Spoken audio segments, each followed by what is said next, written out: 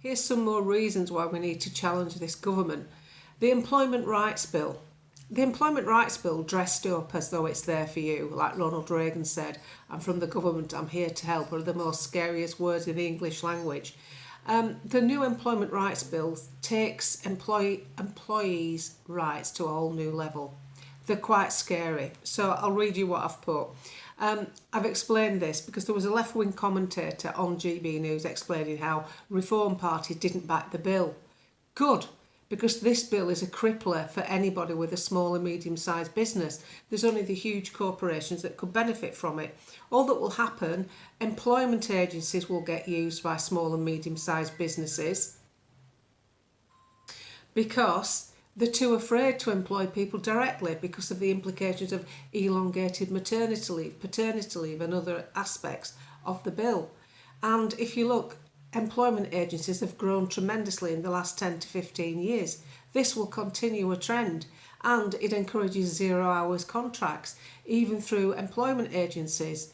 The actual loopholes in the agency work is yet again a basically 0 hours contract.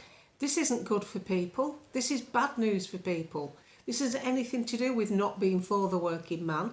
This is big government crushing the working man, but being presented as something good. It isn't. Here's some responses I got on the thread. It's an eye-opener. Gordon says, after talking to his HR and MD at work, they fear this bill. Employment lawyers even think this is a disaster of a bill. Since the hike in national insurance and business tax, many under the 2 years have gone. This is state control of who you can and can't employ. And Professor Ken Rowlings has said, and the agencies will use the Swedish derogation, meaning they only have to guarantee 1 hour of work per week, which completely nullifies any other rights. I didn't know that.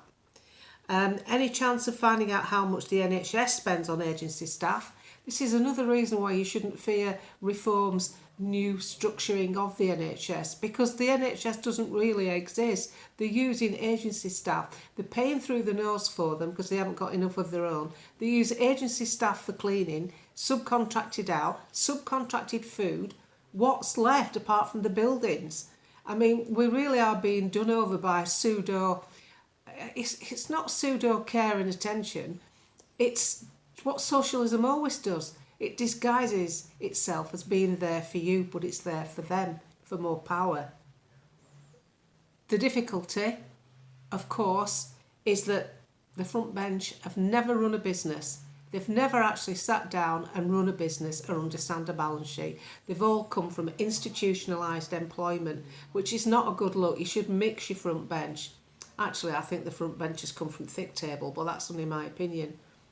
And what will happen is lots of small and medium-sized businesses will go to the wall in the next few years because they simply cannot afford to employ people with the new national insurance hikes and tax implications, which means that more and more people will work for the state, which means that the taxpayer will find that more of a burden.